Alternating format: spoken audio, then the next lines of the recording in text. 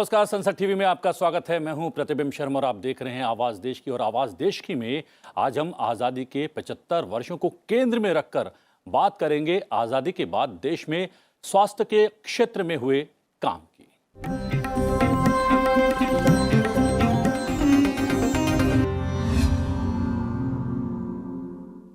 भारत 15 अगस्त 1947 को आजाद हुआ और देश में शुरू हुआ नवनिर्माण में स्वास्थ्य सेवाओं को लेकर देश का और देश चलाने वाली सरकारों का क्या रवैया रहा और आज़ादी के 75 साल बाद स्वास्थ्य सेवाओं को लेकर देश में क्या स्थिति है, जानने की कोशिश करेंगे आज हम विशेषज्ञों के माध्यम से। आवाज देश की में और आवाज देश की के विशेषज्ञों से करवा देता हूं आपका परिचय। डॉक्टर सुरेश चंद्र शर्मा हमारे साथ मौजूद हैं, अध्यक्ष हैं राष्ट्रीय चिकित्सा आयोग। आपका बहुत बहुत स्वागत है सर। प्रोफेसर नरेंद्र कुमार अरोड़ा, अध्यक्ष हैं कोविड-19 कार्यकारी समूह NTAGI के। आपका भी बहुत बहुत स्वागत है सर। हमारे साथ प्रीति सूदन, पूर्व स्वास्थ्य सचिव, वो भी जुड़ी हुई हैं वर्चुअली। प्रीति जी, आपका भी बहुत बहुत स्वागत है। प्रीति जी, आपसे ही शुरू करता हूं। 75 साल की यात्रा स्वास्थ्य सेवाओं को लेकर हम जानने की कोशिश कर रहे हैं आवाज देश की में। किस तरीके से देखती हैं इस पूरी यात्रा को? ये यात्रा तो बहुत ही ट्रांसफॉर्मेटिव रही है, मैं बोलूंगी। और मेरा सौभाग्य है कि 3 साल मुझे भी काम करने का, ऑलमोस्ट 3 इयर्स का मौका मिला। अगर हम इसको बॉक्सेस में कैटेगराइज करें तो इंफ्रास्ट्रक्चर की क्या हालत थी, HR की क्या हालत थी, ह्यूमन रिसोर्सेज मतलब डॉक्टर्स कितने थे हमारे पास, फिर हेल्थ इंडिकेटर्स कैसे थे, और फिर डिजीज कंट्रोल का क्या स्टेटस था, क्या हम मल्टी सेक्टर कन्वर्जेंस कर रहे थे या नहीं।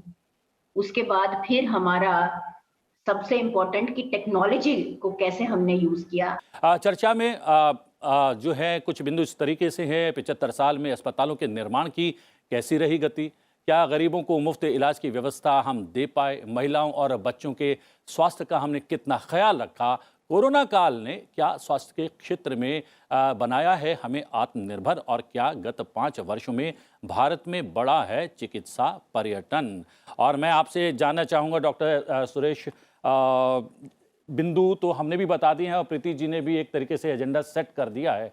75 वर्षों की यात्रा उतार चढ़ाव के साथ जो है आगे बढ़ती हुई उस मुकाम पर पहुंच गई है जहां पर एक तरीके से स्वास्थ्य सेवाओं में एक शक्ति बनकर भारत जो है सामने आया है। क्या ये बात सही है?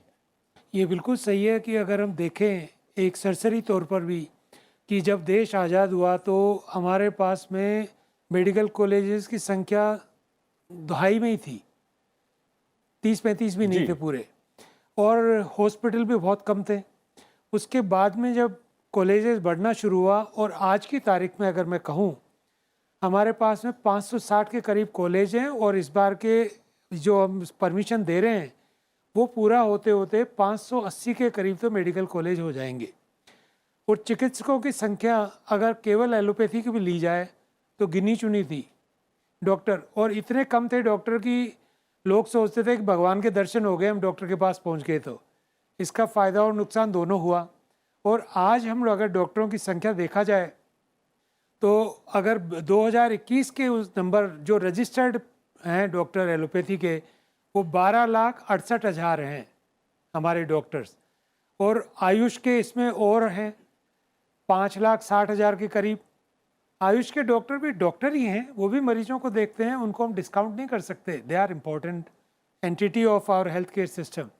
तो आज ये है, और जो एक पहले मिथ था कि डॉक्टर के पास मरीजों की भीड़ है और पहुंच ही नहीं सकते, उससे अब ये आ गया कि जो WHO ने निर्धारित किया है कि 1000 पॉपुलेशन पे एक डॉक्टर होना चाहिए। अगर हम आयुष के डॉक्टर्स और एलोपैथी के डॉक्टर्स को मिला के अगर आप काउंट करें तो 2017 में ही हमारा जो अनुपात था डॉक्टर और जनसंख्या का वो 1:867 था। और अगर हम ये कह दें कि कुछ लोग हैं हमारे को ये मानते हैं कि जो सारी वेस्टर्न चीज़ें अच्छी हैं, देसी चीज़ें ठीक नहीं है, वो कहते हैं कि जी आयुष वाले क्या डॉक्टर हैं, वो बहुत गलत सोच है। वो भी हेल्थ केयर सिस्टम के इम्पोर्टेंट एंटिटी हैं। उनको अगर हटा दिया जाए, केवल एलोपैथी को भी काउंट करें, तो भी जिस समय ये स्टडी हुई उस समय हमारे डॉक्टर्स का आउटपुट करीब 60,000 था प्रतिवर्ष। तो ये प्रोजेक्टेड था कि 2024 में तो 1:1000 रेशो वैसे ही पहुंच जाएगा। उसके बाद में हमारे डॉक्टरों की संख्या ज़्यादा हो गई, 60,000 80,000 के करीब डॉक्टर हमारे हर साल निकलते थे। इस साल से करीब 90,000 पर ईयर हो जाएंगे MBBS ग्रेजुएट्स। तो हम वो जो सो कॉल्ड WHO एवरेज हम कहते हैं होना चाहिए आइडियल, वो हम पहुंच चुके हैं। डॉक्टर साहब, ये यहाँ पर बात हुई कि लगातार हम जो है चरणबद्ध तरीके से किस तरीके से आगे बढ़ रहे हैं, लेकिन क्या शुरुआती दिनों में हम लोगों की गति थोड़ी सी कम रही? तो अंतर्राष्ट्रीय मापदंडों पर या फिर प्रतिस्पर्धा के मामले में हम थोड़ा सा पिछड़ गए, और बाद में हम लोगों ने पिछले कुछ वर्षों में, तकरीबन 7-8 वर्षों में लगातार हमने अपनी गति को बढ़ाया है, और अब उस मापदंड के करीब करीब हम समकक्ष आ गए हैं। और जैसा कि डॉक्टर साहब ने कहा कि कुछ क्षेत्रों में हम विश्व की स्वास्थ्य सेवाओं से बेहतर कर रहे हैं। क्या ये बात सही?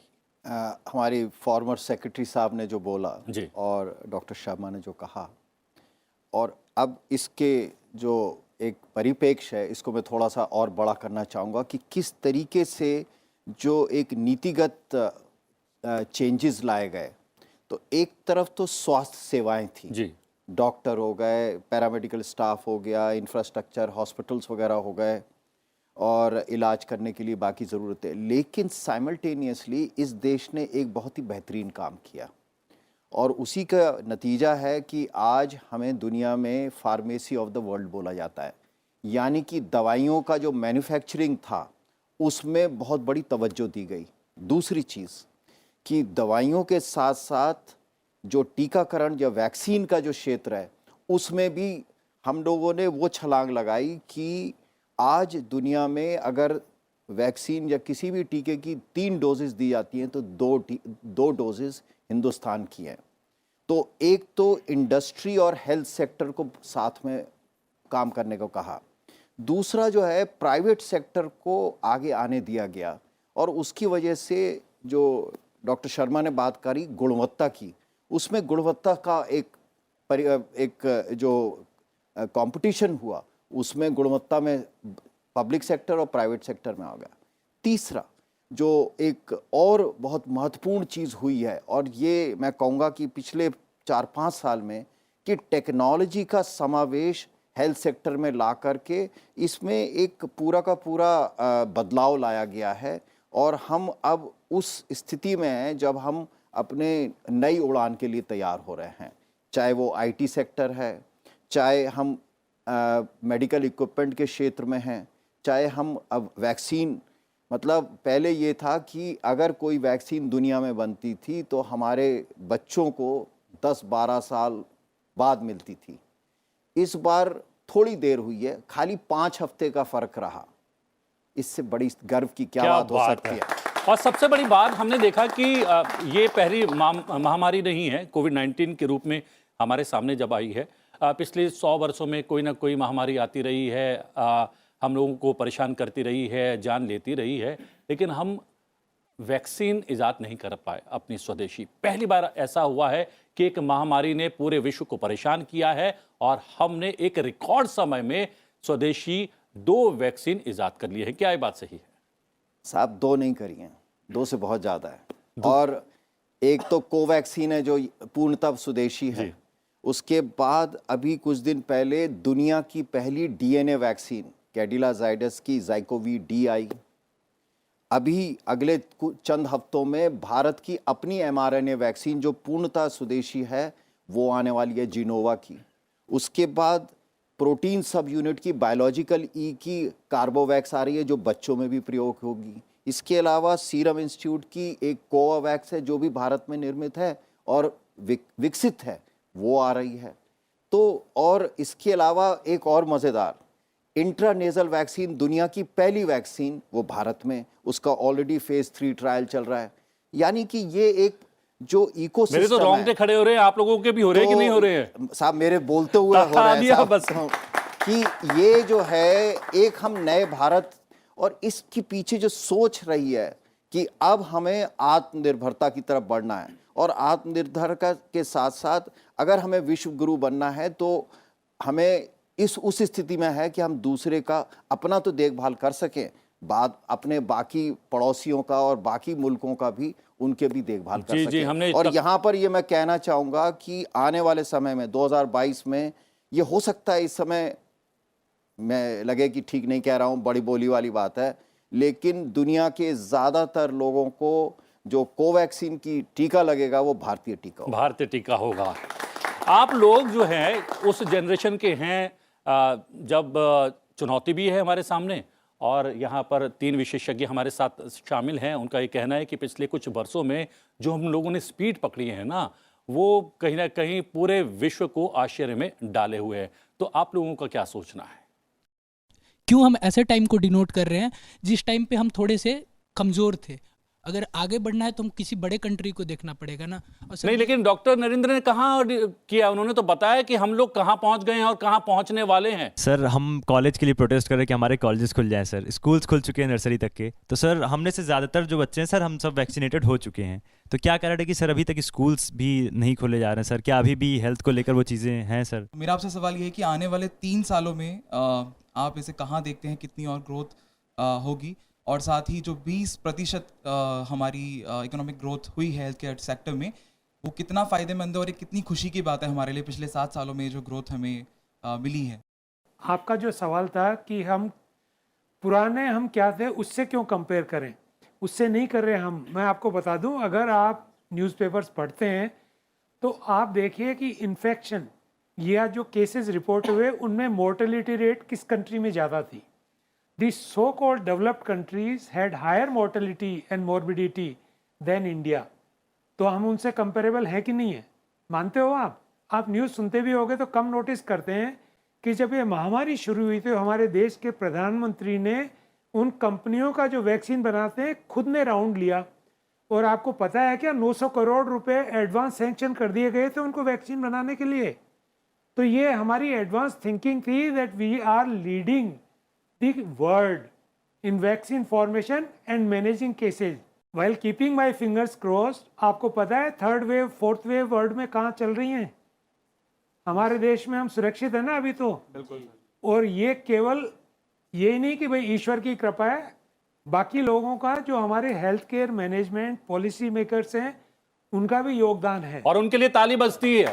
तो आप ताली बजती है। और हमारी भावना को आप ये रखिए कि हम लीडर हैं और अभी तो और हम लीड करेंगे लोगों को। जी, आयुर्वेद हो चाहे जो है होम्योपैथिक हो चाहे यूनानी हो, उसको संवेद रूप से एक ही छत के नीचे लाकर आयुष शुरू किया गया है। और आयुष मंत्रालय या फिर आयुष के माध्यम से किस तरीके से देश की सेवा की जा रही है, या फिर कोविड काल में किस तरीके से कारगर सिद्ध हुई है हमारी ये चिकित्सा पद्धति, वो जानने की कोशिश करेंगे। Professor Mahesh Vyas all India institute of Ayurveda से जुड़े हुए, उन्होंने इसके बारे में कुछ खुलासा किया है। क्या कुछ प्रतिक्रिया है उनकी, एक बार सुन लेते हैं।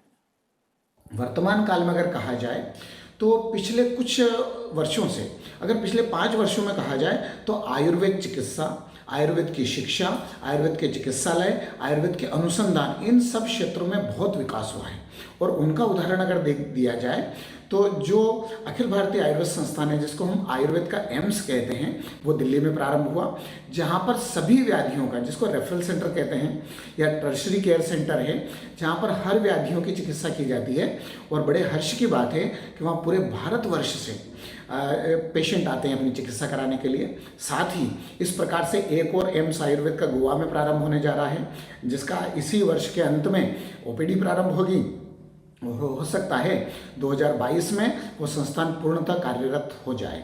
उसी प्रकार से आयुष वेलनेस सेंटर नीति आयोग के माध्यम से 12,500 आयुष वेलनेस सेंटर पूरे भारतवर्ष में आयुर्वेद के माध्यम से प्रारंभ हुए। आयुर्वेद की शिक्षा और चिकित्सा को अगर देखा जाए तो कोई आयुर्वेद महाविद्यालय प्रारंभ हुए। 50 बेड के हर डिस्ट्रिक्ट में आयुर्वेद के जो है वो चिकित्सालय प्रारंभ मिनिस्ट्री ऑफ आयुष के माध्यम से हो चुके हैं और कई जिलों में भी प्रारंभ होने वाले हैं। जी हाँ, यहाँ पर जो है स्पष्ट किया कि किस तरीके से आयुष भी लगातार काम कर रहा है और देश भर में किस तरीके से आयुष के एम्स खोले जा रहे हैं और वेलनेस सेंटर हजारों की संख्या में लोगों की सेवा कर रहे हैं। प्रीति सूदन जी, स्वास्थ्य सेवाएं हम जो है देने में कहीं ना कहीं सफल हुए हैं, उस बिंदु पर अगर हम आपसे जानना चाहें तो क्या कुछ किया है हम लोगों ने? तो देखिए, पहले तो मैं ये बोलूंगी कि जो डॉक्टर शर्मा ने बोला 50,000 डॉक्टर थे हमारे पास 1947 में, आज 12 लाख डॉक्टर, आयुर्वेदिक डॉक्टर 7.8 लाख। और उसके अलावा मैं ये भी कहूंगी कि हमें भूलना नहीं चाहिए कि हमारे पास 1.79 या 1.8 लाख मिलियन के करीब तो नर्सेस है, 1 मिलियन हमारे पास आशा हैं। तो ये सब हेल्थ वर्कर्स इकट्ठे मिलके हेल्थ केयर डिलीवरी कर रहे हैं, नंबर 1। नंबर 2 कि पीएचसी अगर देखें, 725 पीएचसी थी 1947 में, आज 28,000 से ज्यादा पीएचसी, 1.5 लाख से ज्यादा हमारे पास सब सेंटर्स हैं। इनको हम कन्वर्ट कर रहे हैं हेल्थ एंड वेलनेस सेंटर्स में। आयुष के 12,000 और इसमें जोड़े जाएंगे। इंटेग्रेटिव मेडिसिन सिर्फ प्राइमरी हेल्थ केयर में नहीं बल्कि एम्स में, अब जो 22 एम्स हमारे बन रहे हैं उसमें आयुष का भी ब्लॉक है। तो ये जो इंटीग्रेटिव मेडिसिन है ये बहुत इंपॉर्टेंट है। अब मैं बात करती हूँ महिलाओं और बच्चों की। तो 1947 में 145 पर 1000 लाइव बर्थ्स आईएमआर था। आज आईएमआर 29 है, 29। 2014 में 39 था। तो ये जो 10% गिराव इतनी जल्दी से हमने हासिल किया, वो it speaks volumes of our effort.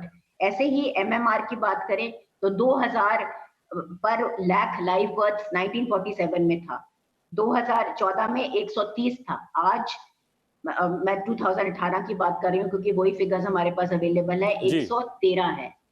Polio, small pox, अच्छा फिर हम देखें कि लेपर्सी, टीबी के गेन्स, मलेरिया में कितना डिक्लाइन हुआ है। Not only percentage of deaths, 73% deaths between, अगर हम करें बात 2015 से 17 तक, उसमें ही 73% डिक्लाइन इन डेथ्स हुआ है। और केसेस में अगर बात करें तो 39.3% हुआ है। ये WHO की रिपोर्ट की बात कर रही हूँ मैं। लाइफ एक्सपेक्टेंसी बात करें तो 32 इयर्स थी 1947 में, आज देखिए हमारी लाइफ एक्सपेक्टेंसी 69.96 के करीब है जी। So there is lot of बहुत ज्यादा हमारे को साइंटिफिक बेसिस पे, एविडेंस बेस्ड हमारे पास रिजल्ट्स हैं। सबको स्वास्थ्य सेवाएं मिल पाएं, इसलिए जो है 5 लाख रुपए तक की स्वास्थ्य सेवाएं या चिकित्सा इस सरकार के द्वारा फ्री की गई है। वो अधिकार उस गरीब को मिल पाए जो है उतना ही नागरिक है देश का जितने हम सब हैं, उसके लिए एक बड़ी योजना लेके आई। कितनी कारगर रही? उसका एक मैं इंडिकेटर जो आपको सबको हिंट देने के लिए काफ़ी होगा कि उसमें ऑलरेडी 75-76 लाख लोगों को फायदा हो चुका है। 5 लाख रुपए तक की मुफ्त चिकित्सा। उसमें मतलब हर बीमारी के साथ में जो हाई एंड बीमारियां जिनका वो देखते हैं, जैसे कि hip replacement and knee replacement, वो भी थाउजेंड्स में हो चुके हैं। तो इसका हर उस आदमी को जो अफोर्ड नहीं कर सकता, उस तबके के लोगों को भी ये नहीं कि उसका अधिकार नहीं है, उसको हाईएस्ट क्वालिटी की मेडिकल केयर के लिए भी सुविधाएं उपलब्ध हो गई हैं। ये इसकी वजह से हुआ है। जी जी। कोई सवाल? जल्दी जल्दी। नमस्कार। हाँ। नमस्कार, धन्यवाद हमें अवसर देने के लिए। और मैं सबसे पहले नमन करता हूं इन दोनों डॉक्टर्स का और साथ में सारे डॉक्टर्स का जो लगातार सेवा कर रहे हैं। मैं स्वीकार करता हूं कि हमने जीवन प्रत्याशा में, शिशु मृत्यु दर में नियंत्रण हासिल किया। मैं स्वीकार करता हूं कि हम वैक्सीन के सबसे बड़े निर्यातक और उत्पादक भी बने। लेकिन आज की समस्या ये है कि इनके क्रियान्वयन में, आज बिहार में रह रहे एक नागरिक को कर्नाटक से मैसेज आता है कि आपको वैक्सीन दे दी गई है। नोएडा में रह रहे आदमी को बिहार के अररिया से मैसेज आता है कि आपको वैक्सीन दे दी गई है, जबकि उसको वैक्सीन नहीं मिल रहा है। साथ में कई पीएचसी, आपने कहा पीएचसी में हम आगे बढ़े, लेकिन कई पीएचसी बंद पड़े हैं या वहाँ डॉक्टर्स उपलब्ध नहीं है। तो क्या हम मानते हैं कि हमें इसके क्रियान्वयन में, इम्प्लीमेंटेशन जो हम कर रहे हैं, उसमें और कार्य करने की जरूरत है? मैं आपको जल्दी से दे देता हूँ इसका जवाब। एक तो पीएचसी हमारे क्या है कि कंट्री में इस समय मेडिकल हेल्थ केयर प्रोवाइडर्स की शॉर्टेज नहीं है, डिस्ट्रीब्यूशन की प्रॉब्लम है। वो अर्बन सेंट्रिक हो गया है उसको बनाने के लिए हमें प्राइमरी हेल्थ सेंटर पे सर्विस कंडीशन इंप्रूव करनी है, इंसेंटिव देना जिससे डॉक्टर जाए, उनके रहने के लिए जगह बनाई जाए, हॉस्पिटल की जगह बनाई जाए। और जो ये फ्रॉड जो हो रहे हैं कि वहाँ से गलत मैसेज आ रहे हैं, वो तो अब आईटी के यंगस्टर्स हो, आप लोग निकालो उसका कि कैसे उनको ट्रैप किया जाए। मैं इसके साथ एक बात और जोड़ना चाहता हूं। क्या डॉक्टर नरेंद्र ये बात सही है कि हमारे पास जो है डॉक्टर्स और चिकित्सक तो अब थोड़ा सा संख्या में उनकी इजाफा हुआ है, लेकिन टेक्नीशियंस जो हैं, जो हेल्पिंग हैंड होते हैं, उनकी अगर संख्या में थोड़ा सा बढ़ोतरी होगी तो काफ़ी हेल्प हो जाएगी, जो है चिकित्सा क्षेत्र में काफ़ी बेहतर परिणाम सामने आ पाएंगे। हाँ, बिल्कुल सही कहा है। तो एक तरफ तो हमें डॉक्टर्स की ज़रूरत है। अभी लगभग जैसे डॉक्टर शर्मा ने कहा कि 1000 व्यक्ति पे एक हम पहुंच गए उस आंकड़े पे करीब करीब, लेकिन बेहतर होगा क्योंकि दुनिया के मानकों के हिसाब से ये अभी विकासशील देशों के लिए है। जो विकसित देश हैं उनमें 2 से लेकर 5 व्यक्ति होते, 5 डॉक्टर हैं पर 1000। तो वो एक हमें है। दूसरा, करीब करीब ऐसा आंकड़ा है, करीब 50 लाख हमें पैरामेडिकल स्टाफ चाहिए, नर्सेज, एएनएम्स, फ्रंटलाइन वर्कर्स, फार्मासिस्ट, और इसके अलावा जो बाकी सपोर्ट स्टाफ है जो लोगों को हेल्प कर सके, जैसे अटेंडेंट्स वगैरह हैं जो घर में देखभाल करते हैं, फिजियोथेरेपिस्ट हैं। तो ये कहना कि हमने सब कुछ प्राप्त कर लिया, ये अभी हमें बहुत लंबा रास्ता करना है, लेकिन जो हमारी यात्रा है उसमें एक गति आई है, उस गतिशीलता को बनाए रखना है और ये देखना है कि जल्दी से जल्दी, लगभग अगले 7-8 साल यानी 2030 तक हम दुनिया के किसी भी देश के बराबर जो हमारी प्राथमिक सेवाएं हैं वो बराबर हो जाए। यहाँ पर ये मैं ज़रूर कहना चाहूँगा कि जो हमारी टर्शरी केयर, जो सुपर स्पेशलिस्ट जो सेवाएं हैं, वो दुनिया की बेहतरीन सेवाओं का बिल्कुल मुकाबला करते हैं। और इसी वजह से जो इसको मेडिकल टूरिज्म कहते हैं कि हमारे यहाँ लोग आते हैं क्योंकि इलाज बहुत सस्ता पड़ता है, तो वो वहाँ पर हम लोगों ने एक तरीके से जो हम चाहते थे वो बन गया है। लेकिन प्राथमिक सेवाओं में उन्नति की ज़रूरत है और उसकी तरफ पूरा दुनिया का सबसे बड़ा इंश्योरेंस प्रोग्राम है जो आपने आयुष्मान भारत की बात करी, और ये उसी दिशा में ये एक कदम है और हमें उम्मीद है कि ज़रूर उस तरफ पहुँचेंगे। हाँ सर, जिस तरीके से हमने अपने मेडिकल इंफ्रास्ट्रक्चर और मेडिकल मैन पावर को, हमने अचीवमेंट्स को आज हम सेलिब्रेट कर रहे हैं, but what about the mindset of the society? Like आज भी एक टैबू है कि आप कॉन्ट्रासेप्टिव्स के बारे में, सैनिटरी पैड्स के बारे में खुले में बात नहीं कर सकते। आप बात करेंगे और तालियां होनी चाहिए इसके लिए। ये बहुत ही अच्छा सवाल पूछा है, पर आप ये बताइए हम समाज किसको कहते हैं? हम ही तो समाज हैं। जब हम अपने साथ वाले 5 को कन्विंस करेंगे, वो 5 को, तो जो चेस में एक कैलकुलेट करते हैं ना, हर दाने में 1 से 2 करके कैसे इतना हो जाएगा 64 तक, कि वो दुनिया में इतना अनाज ही नहीं है, तो वो इस चीज़ में भी लागू होता है। हम ही बदलेंगे समाज की सोच को जी। और इसमें आप ये देखिए सरकार का क्या है, बायोडिग्रेडेबल नैपकिन जो पहले लोग बात नहीं करते थे, महंगा आता था, 1 रुपये में सरकार ने उपलब्ध कराना शुरू कर दिया है।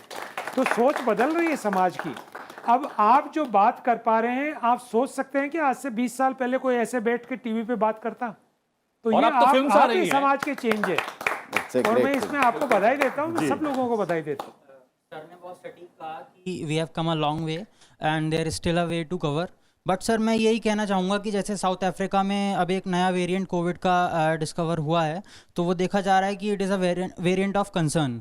तो चेक रिपब्लिक जैसी कंट्रीज, स्लोवाकिया जैसी कंट्रीज़, वहाँ पर बूस्टर्स दिए जा रहे हैं, लॉकडाउन्स की घोषणा भी करी जा रही है। तो सर हमारे यहाँ क्या बूस्टर के लिए कुछ करा जा रहा है? क्योंकि हम अभी सेकेंड डोज ज़्यादातर जनसंख्या को नहीं दे पाए हैं, तो क्या सबको सेकेंड डोज के बाद बूस्टर शुरू करे जाएंगे या फिर सर अभी बूस्टर जिनको सेकेंड लग गए उन्हें दिए जाएंगे? अब मेरा जवाब आपके सवाल से थोड़ा छोटा होगा।